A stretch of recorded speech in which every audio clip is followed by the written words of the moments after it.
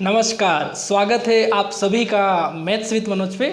Last class में हमने exercise 4.5 के बेसिक्स को डिस्कस किया था, जिसमें मैंने आपको एडजॉइंट ऑफ मैट्रिक्स पढ़ाया था। आई होप कि आपको एडजॉइंट ऑफ मैट्रिक्स पूरा कंसेप्ट समझ में आया होगा।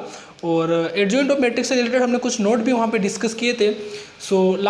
एक्सरसाइज 4.5 का एक लास्ट कंसेप्ट जो बचा हुआ है वो है इन्वर्स ऑफ मैट्रिक्स, कि how to find inverse of any matrix with the help of adjoint. Okay, so adjoint and inverse एक दूसरे से लिंक है। अगर आपको एडजॉइंट आता है देन आपको इन्वर्स फाइंड करने में कोई भी प्रॉब्लम नहीं आएगी। तो आइए पहले हम ये चेक कर लेते हैं कि इन्वर्स हम फाइंड कैसे करेंगे। ओके, सो कल मैंने आपको एक रिजल्ट पढ़ाया था। वो रिजल्ट ये था कि A into adjoint A is equal to adjoint A into A is equal to determinant A into I. बोलो, पढ़ाया था या नहीं? है ना, कल मैंने आपको ये रिजल्ट पढ़ाया था। इस रिजल्ट का मैं यूज़ करके आपको इन्वर्स का फॉर्मूला यहाँ से बताता हूँ। देखो, ये तीनों एक दूसरे के इक्वल है, तो मैं इन दोनों को ले लेता हूँ। तो यहाँ से A into adjoint A is equal to determinant A into I. Okay बेटा, मैं यहाँ से क्या करता हूँ, इस ए को इस साइड ले जाता हूँ और डिटर्मिनेंट ए को इस साइड लाता हूँ। तो 1 upon determinant A into adjoint A is equal to I upon A, है ना। ये ए उधर चला गया और डिटर्मिनेंट ए इधर आ गया। तो अगर मैं इसको लिखूं तो ये क्या आ जाएगा, adjoint A into 1 upon determinant A, okay, into adjoint A is equal to A inverse into I. मैंने आपको बोला था आइडेंटिटी में अगर आप किसी मैट्रिक्स का मल्टीप्लाई करोगे, ये तो एक मैट्रिक्स ही होगा ना, तो अगर आप इसमें किसी मैट्रिक्स का मल्टीप्लाई करोगे तो आपको मैट्रिक्स ही मिलेगा। मतलब आपको A inverse into I, A inverse into I, आपको ए इनवर्स ही मिलेगा। तो ये ए इनवर्स ही रहेगा। यहाँ से क्या बचेगा, 1 अपॉन डिटर्मिनेंट ए, है ना, 1 upon determinant A into adjoint A. Okay, ये होता है इन्वर्स फाइंड करना with the help of adjoint. Okay, आप एडजॉइंट मैट्रिक्स फाइंड करेंगे और जो मैट्रिक्स ए दिया जाएगा आप उसका डिटर्मिनेंट फाइंड करेंगे। तो अगर आप ये फाइंड करके सोल्व करेंगे तो आपको उस मैट्रिक्स का इन्वर्स मिल जाएगा। आप यहाँ सोच रहे होंगे कि सर ये inverse it is exist only if determinant A not equal to 0। आप यहाँ देखो, ये इन्वर्स एग्जिस्ट कब करेगा, जब डिटर्मिनेंट 0 नहीं होगा। अगर डिटर्मिनेंट 0 आ गया, क्योंकि मैंने आपको कल पढ़ाया था सिंगुलर मैट्रिक्स में डिटर्मिनेंट की वैल्यू 0 होती है। तो यहाँ पर नॉन सिंगुलर आना चाहिए, क्योंकि डिटर्मिनेंट अगर 0 आ गया तो 1 अपॉन 0 नॉट डिफाइंड होगा। उस केस में इन्वर्स एग्जिस्ट नहीं करेगा। अगर किसी मैट्रिक्स का इन्वर्स 0 अगर किसी मैट्रिक्स का डिटर्मिनेंट 0 आता है तो आप उस कंडीशन में लिख दोगे कि इस मैट्रिक्स का इन्वर्स एग्जिस्ट नहीं करेगा। तो आप हमेशा जब भी इन्वर्स फाइंड करेंगे आप सबसे पहले उस मैट्रिक्स का डिटर्मिनेंट चेक करेंगे। अगर डिटर्मिनेंट नॉट इक्वल टू 0 आ रहा है देन आप आगे सोल्व करेंगे और एडजॉइंट निकालेंगे। अगर डिटर्मिनेंट 0 आ गया देन आप लिखेंगे कि inverse does not exist. Okay, तो आप सबसे पहले जब जिस मैट्रिक्स का आपको इन्वर्स निकालना आप उसका एडजॉइंट फाइंड करें, उसका डिटर्मिनेंट फाइंड करेंगे। डिटर्मिनेंट जैसे ही 0 आ गया आप लिख देंगे कि इन्वर्स इज एग्जिस्ट। देन आप एडजॉइंट फाइंड करेंगे। एडजॉइंट में डिटर्मिनेंट की जो वैल्यू आएगी उसका डिवाइड करेंगे तो आपको उस मैट्रिक्स का इन्वर्स मिल जाएगा। ओके, तो इन्वर्स का कंसेप्ट ये है, ये एग्जिस्ट करेगा जब डिटर्मिनेंट की वैल्यू 0 नहीं होगी। ओके, तो अब मैं आपको इससे बेस्ड कुछ क्वेश्चन सोल्व करके बताता हूँ कि हम कैसे इन्वर्स निकालते हैं। ओके, नोट करो आप। ओके, तो हमने इन्वर्स का कंसेप्ट देख लिया है। अब हम क्या करते हैं, एक एग्जांपल इस पे बेस्ड सोल्व करते हैं। ओके, सो हमारी मैट्रिक्स है 1 3 3 1 4 1 3 3 1 4 3 एंड 1 3 4। ओके, सो हमें ये सोल्व करना है ना। आपको एक मैट्रिक्स ए दिया हुआ है, आपको वेरीफाई करना है कि A into adjoint A determinant A into I के इक्वल आए और आपको ऑल्सो फाइंड करना है ए इन्वर्स। तो मैंने आपको बोला था कि अगर आपको एडजॉइंट की हेल्प से ए इन्वर्स फाइंड करना हो तो सबसे पहले आप इस मैट्रिक्स का डिटर्मिनेंट फाइंड करेंगे। ओके, तो डिटर्मिनेंट इस मैट्रिक्स का कितना होगा, 1 3 3 1 4 3 1 3 4। ओके, तो एक्सपेंशन अलोंग R1 कर देते हैं इसमें। ओके, तो 1 के लिए क्या आ जाएगा, 16 - 9, फिर -3 के लिए कितना आ जाएगा 4 - 3, और फिर +3 के लिए कितना आ जाएगा 3 - 4। ओके, तो 16 - 9 7 -3 यहाँ पे 1 +3 3 - 4 -1, so 7 - 3 -3, so 7 - 6, that means 1. 1 is not equal to 0, that means determinant not equal to 0. so यहाँ से क्या लिखोगे determinant not equal to 0, that means A inverse is exist. तो आपको यहाँ से समझ में आ गया कि जब मैं A inverse is equal to 1 upon determinant A into adjoint A लगाऊंगा तो वो डिफाइंड होगा, क्योंकि डिटर्मिनेंट A की वैल्यू 0 नहीं है। अगर 0 हो जाती तो इनवर्स एग्जिस्ट नहीं करता, अभी 0 नहीं है तो इनवर्स एग्जिस्ट करेगा। ओके, तो आपने सबसे पहले तो इनवर्स एग्जिस्ट करना ये पता कर लिया कि हाँ मेरा इनवर्स एग्जिस्ट करेगा। अब आपको क्या करना है, अब आपको वेरीफाई करना है। आपको वेरीफाई करना है आपको A into adjoint A is equal to determinant A into I. Okay, so A तो आपके पास है, आपको एडजॉइंट निकालना है। ओके, तो एडजॉइंट निकालने के लिए आपको कोफैक्टर निकालना होगा बेटा, है ना। फिर कोफैक्टर का ट्रांसपोज लेंगे तो हमें एडजॉइंट मिलेगा, और A तो हमारे पास पहले से है, तो कोफैक्टर A11। बेटा अब मैं बार बार पूरा नहीं लिखूँगा कि -1 की पावर 1 + 1 M11 और फिर ये +1 आ जाएगा और फिर M11 करूँगा, इतना नहीं करूँगा, बहुत बार हम ये कर चुके हैं। अब मैं डायरेक्ट लिखूँगा, देखो कैसे डायरेक्ट कैसे लिखता हूँ मैं। आपको पता है कि यहाँ पे सफिक्स इवन है, इवन मतलब +1, और फिर +1 का मल्टीप्लाई करेंगे तो वो जिसमें मल्टीप्लाई करेंगे वो नंबर आएगा, तो आप डायरेक्ट प्लस लिखो सिर्फ, है ना। और फिर यहाँ पे A11 के लिए ये आ जाएगा 16 - 9, दैट मीन्स ये आ जाएगा 7। फिर बात करते हैं A12 की, तो अब सफिक्स ओड है तो यहाँ पे माइनस लगा लो पहले, और फिर इसके लिए बात करो तो 4 - 3 यहाँ पे आ जाएगा 1। फिर बात करते हैं A13 की, तो सफिक्स यहाँ पे इवन है तो यहाँ प्लस आ जाएगा, और यहाँ पे 3 - 4 -1 आ जाएगा, तो ये वहाँ पे -1 हो जाएगा। फिर अगर हम बात करें A21 की, तो A21 कितना आ जाएगा बेटा, ये हटेगा और ये हटेगा, सो 12 - 9 कितना आ जाएगा। अच्छा, A21 है ना, तो सफिक्स यहाँ पे ओड है ना, तो यहाँ पे पहले सबसे पहले तो माइनस आएगा, उसके बाद ये हटेगा और ये हटेगा, तो 12 - 9 यहाँ पे 3 आ जाएगा। फिर अगर हम A22 की बात करें तो सफिक्स यहाँ पे इवन है तो यहाँ प्लस आ जाएगा, ये हटेगा, है ना। A22 के लिए ये हटेगा और ये हटेगा, तो 4 - 3 यहाँ पे 1 आ जाएगा। फिर हम बात करें A23 की, तो सफिक्स यहाँ पे ओड है तो यहाँ माइनस आ जाएगा, फिर ये हटेगा और ये हटेगा, तो 3 - 3 यहाँ पे 0 आ जाएगा, तो 0 का साइन माइनस प्लस कुछ नाइदर 0 ना, पॉजिटिव नेगेटिव कुछ नहीं होता है, तो इसको आप पॉजिटिव ही ले लो। फिर A31 की बात करें तो यहाँ पे सफिक्स इवन है तो यहाँ प्लस आ जाएगा, है ना, सफिक्स इवन है तो प्लस आ जाएगा।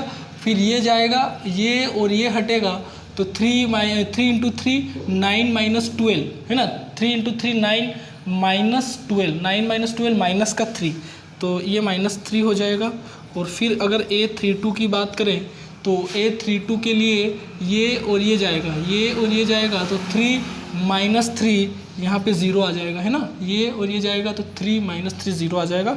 और अगर हम बात करें A33 की, तो A33 अगर हम निकालेंगे तो 4 - 3 यहाँ पे 1 आ जाएगा। यहाँ पे सफिक्स ओड था तो यहाँ पे माइनस आएगा, तो 0 का साइन कुछ नहीं होता है, तो मैंने सिर्फ ऐसे ही लिखा है। ओके, और A33 कितना आ गया, 4 - 3 1 आ गया। तो यहाँ पे अगर मैं कोफैक्टर मैट्रिक्स लिखूँ, कोफैक्टर मैट्रिक्स A,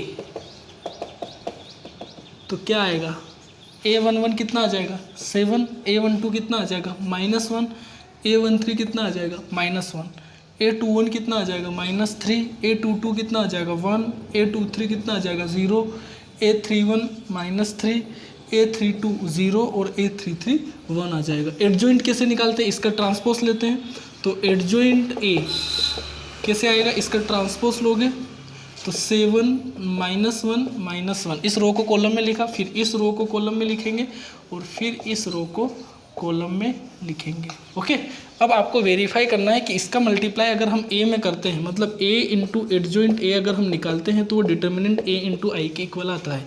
तो A क्या है मैट्रिक्स, A मैट्रिक्स है 1 3 3 1 4 3 एंड 1 3 4। इसका मल्टीप्लाई आपको एडजॉइंट ए में करना है। एडजॉइंट ए है 7 - 3 - 3 -1 1 0 एंड -1 0 1 है ना। 3 क्रॉस 3 एंड 3 क्रॉस 3 तो मल्टीप्लाई हो जाएगा और आपको जो नया मैट्रिक्स मिलेगा वो भी 3 क्रॉस 3 का मिलेगा।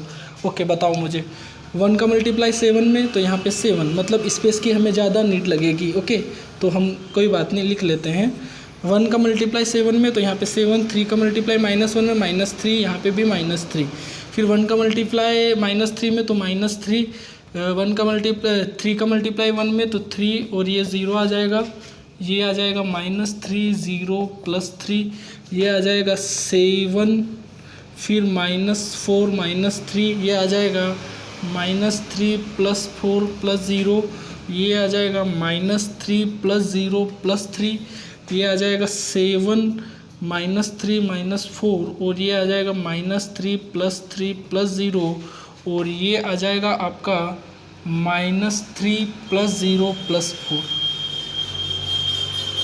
ओके ये आ जाएगा ना। हाँ तो ये आने के बाद आप यहाँ देखो, अब हम क्या करेंगे, इन्वर्स एग्जिस्ट कर लिया तो मैंने बता दिया, मेरे पास स्पेस नहीं है इसलिए मैं इधर लिख रहा हूँ। तो इसको सोल्व करोगे तो यहाँ पे 7 - 6 1 आ जाएगा, वहाँ पे -3 + 3 0 -3 + 3 0, यहाँ पे 7 - 7 0, 4 - 3 1 0 0 0 और 1 आ गया। ओके तो यहाँ से मैं क्या करता हूँ, यहाँ से मैं पूरे मैट्रिक्स से 1 कॉमन ले लेता हूँ, फिर भी अंदर 1 बचेगा, 1 0 0 0 1 0 0 0 1।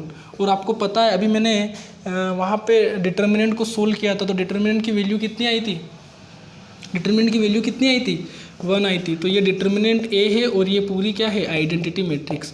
सो आपने वेरीफाई कर दिया क्या कि ए इंटू एडजॉइंट ए किसके इक्वल आया, डिटर्मिनेंट ए इंटू आई के, ये आपने यहाँ पे प्रूफ कर दिया। ओके अब आपका ये वाला पोर्शन तो सोल्व हो गया। अब आपको ए इन्वर्स फाइंड करना है बेटा। ओके तो आपको ए इन्वर्स फाइंड करना है। ए इन्वर्स फाइंड करने के लिए आपको फॉर्मूला पता है क्या है, वह A inverse = 1 determinant A adjoint A. Okay तो हमें एडजॉइंट की नीड लगेगी तो मैं यहाँ से ये पोर्शन हटा देता हूँ। ओके ये हमने फर्स्ट पार्ट तो हमने सोल्व कर लिया। अब हम बात करते हैं सेकेंड पार्ट की जो हमें फाइंड करना है A inverse. So we know that A inverse = 1 determinant A into adjoint A. Okay so determinant A कितना है बेटा, ए इन्वर्स डिटर्मिनेंट ए कितना है 1 है, तो यहाँ पे 1 पुट कर दो इंटू एडजॉइंट ए। एडजॉइंट ए आपने निकाला बेटा कितना है 7 -3 -3 -1 1 0 -1 0 और 1।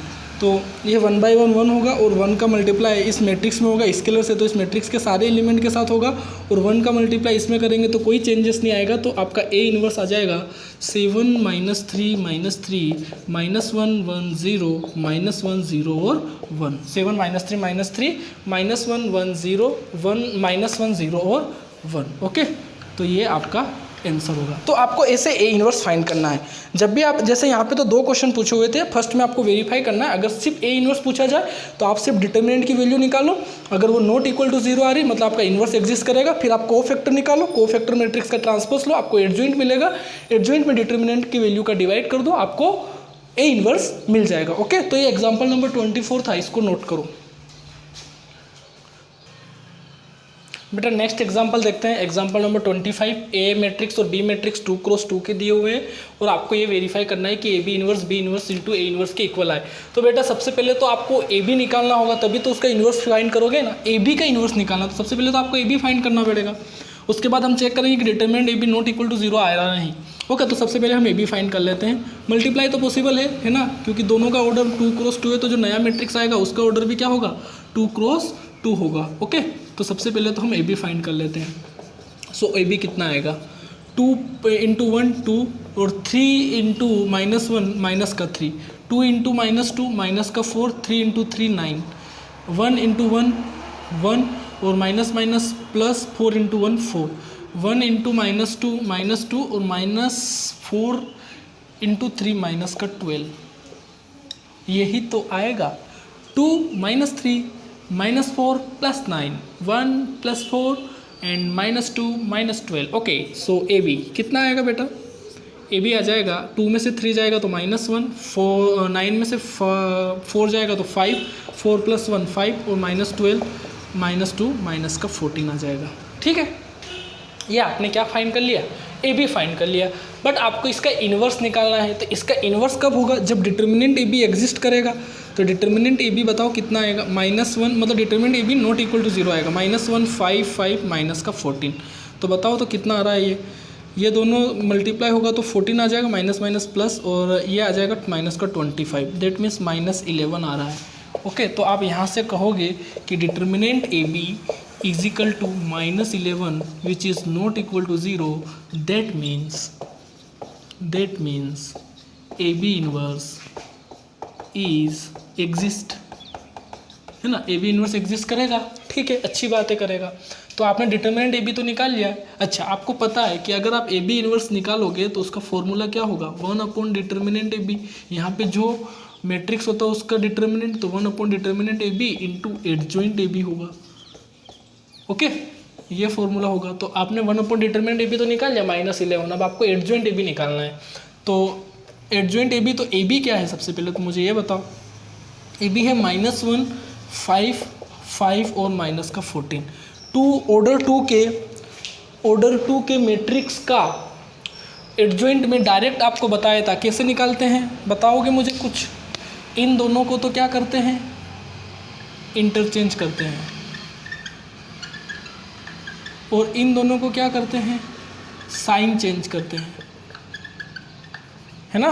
तो एडजॉइंट AB कितना आ जाएगा? एडजॉइंट AB कितना आ जाएगा? इन दोनों को इंटरचेंज करो तो -14 यहाँ आ जाएगा, -1, और इन दोनों का साइन चेंज कर दो, है ना? और अब आपको निकालना है ए इनवर्स। तो ए इनवर्स कितना आ जाएगा? 1 डिटर्मिनेंट, सॉरी, आपको निकालना है AB इनवर्स। तो AB इनवर्स कितना आ जाएगा? 1 determinant AB into adjoint AB। तो 1 डिटर्मिनेंट AB है -11, और यहाँ पे एडजॉइंट AB है -14 -5 -5 और -1। तो 1/11 का तो डिवाइड मत करो, कट नहीं होगा, सिर्फ माइनस का मल्टीप्लाई कर लो। तो आपका आंसर आ जाएगा 1/11 14 5 5 और 1। ओके, तो ये तो आपने ये सोल्व किया। अब आपको B इनवर्स और A इनवर्स निकालना है। ओके, तो अब हम उसको सोल्व करते हैं। देखें, यहाँ पर हम सोल्व करेंगे। ओके, सो देखें, अब आपको A इनवर्स निकालना है। तो A इनवर्स निकालने के लिए पहले डिटर्मिनेंट A निकालना होगा, चेक करना होगा क्या इनवर्स एग्जिस्ट हो रहा है या नहीं। तो चेक कर लेते हैं बेटा। डिटर्मिनेंट A कितना आएगा? -8 और -3, -11 not equal to 0। That means A inverse is exist होगा।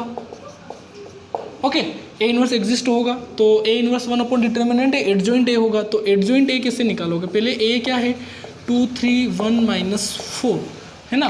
2 3 1 -4। तो ये दोनों क्या होंगे? इंटरचेंज होंगे। तो एडजॉइंट A कितना आ जाएगा? एडजॉइंट A आ जाएगा -4 और यहाँ पे आ जाएगा 2, और इन दोनों के क्या होंगे? साइन चेंज होंगे। तो ये आ जाएगा -3 और -1, है ना? ठीक है, तो अब A इनवर्स कितना होगा? 1 determinant A into adjoint A। तो 1 डिटर्मिनेंट A कितना है? -1/11। यही तो है, यस यही है। और -4 -3 -1 और 2। तो डिवाइड करोगे माइनस का अंदर मल्टीप्लाई करोगे तो ये 4 3 1 और -2 आ जाएगा। ये वैल्यू है A इनवर्स की। अब आपको निकालना है क्या? B inverse. ओके, तो हम निकालने जा रहे हैं अब B इनवर्स। क्या निकालेंगे? B inverse.